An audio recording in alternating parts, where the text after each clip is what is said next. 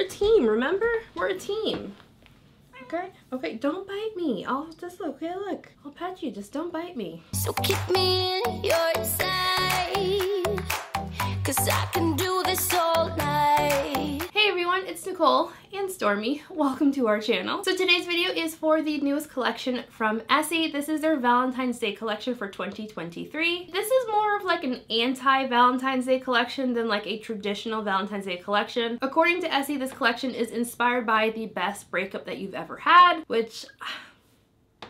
Okay, so before we get into today's video, I do want to mention, if you are new around here, hi there, I am Nicole. It is wonderful to meet you and thank you very much for clicking on this video. Do consider hitting that subscribe button if you enjoy nail polish related content. I upload new videos every single week featuring a mixture of indie, mainstream, as well as boutique nail polish brands. If you're in fact a returning subscriber, welcome back. How are you doing? Happy New Year to just everyone. This is the first time I'm sitting down and recording an intro for the new year, so I'm feeling very excited. So this collection is starting to pop up in places. I'll have links down in the description box if you want to pick this one up. I have seen it on Amazon. I did purchase these through Ulta. Also down in the description box, I will have timestamps, a link to my blog post on NicoleOfZailins.com where I host all of my swatch photos.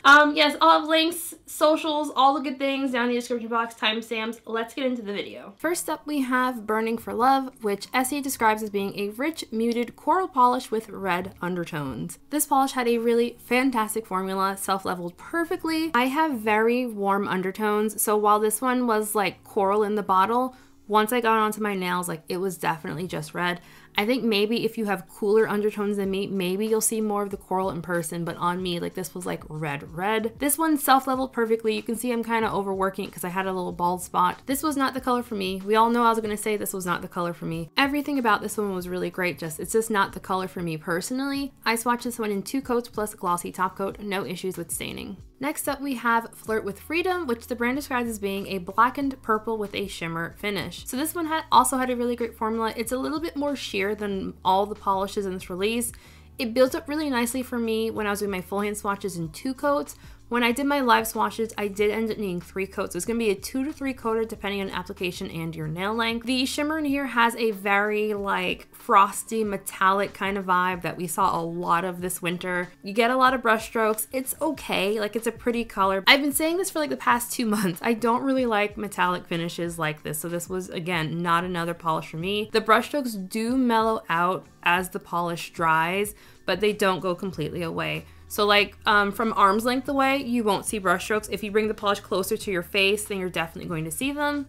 Next up we have Fuel Your Desire. The brand describes this one as an iris purple with red undertones.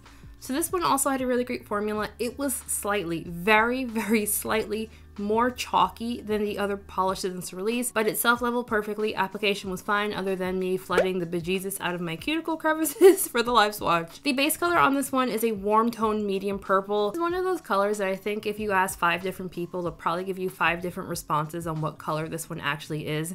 It's a little pinky, it's a little purpley, it's got like a little bit of grayed outness to it. Honestly, it reminded me of like a non-neon version of Cert Colors Socialite. Swatch this one in 2 coats plus glossy top coat. I could definitely see someone overworking this one and needing a 3rd coat.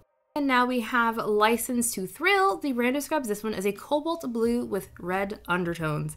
This one had an amazing formula. It was opaque on me in just 1 coat. Per usual, I used 2 coats, but you know, it was a 1 coater on the girl with long clear nails, so it's gonna be a 1 coat on pretty much everyone. I love the base color on this one. It is a deep cobalt blue. Somehow manages to be both dark and bright at the same time. It's a very rich color, which I freaking love. Based on what I've seen on Instagram, everyone seems to really love this color as well. Like, it's a very beautiful color. Definitely wear base coat because it's a 1 coater and it's a blue, and I feel like this would have stained the crap out of my natural nails. I swatched this one in 2 coats plus glossy top coat. Next up we have No Ex-Pectations. This one is described as being a cool deep gray with purple undertones. This one also had a really fantastic formula. It was just shy of being a 1 coater on me, but I do think if you have shorter nails, it could potentially be a 1 coater. Buttery smooth application, self-leveled perfectly. The base color on this one is a grayed out medium purple. The Unguilty Pleasures collection was full of colors like this, so if you like this one, definitely check out that collection. I swatched this one in 2 coats plus glossy top coat. And the final polish in the collection is called You Wish. The brand describes this one as a mid-tone red with a shimmer finish. So one more time, fantastic formula. I surprised myself and I did not flat out hate this one.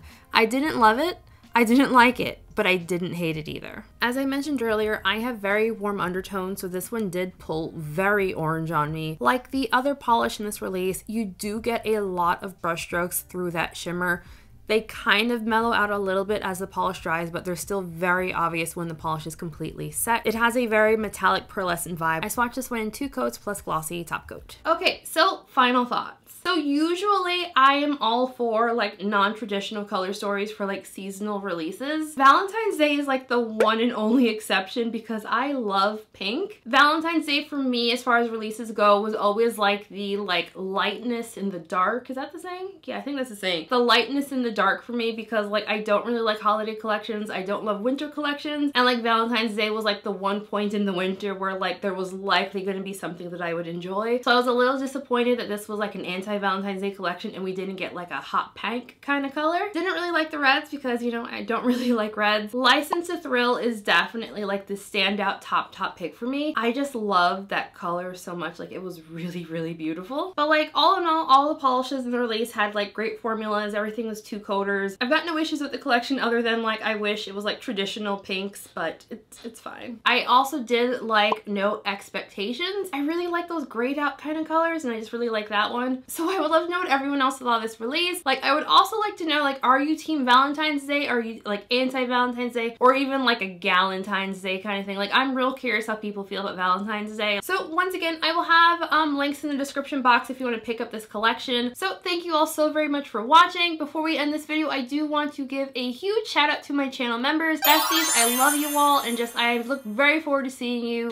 Well, when I'm recording this, it's going to be tomorrow, but when this goes up, it's likely going to be today in our members only live stream. If you are interested in becoming a channel member, I have a link down in the description box if you'd like to, you know, help support the channel. Also, just a heads up, I also updated my D-stash page recently, so there's a link to that down in the description box, or just go to NicoleLovesNails.com and it's like a big old, it's the first post you'll see on there. So thank you all so very much for watching today's video. If you enjoyed this video, definitely hit that like button. It really does help out my channel a ton. Feel free to also share the video with someone that you think might like my reviews. Like it helps. Every little bit helps. And just everyone have a fantastic weekend and I'll see you all in the next one.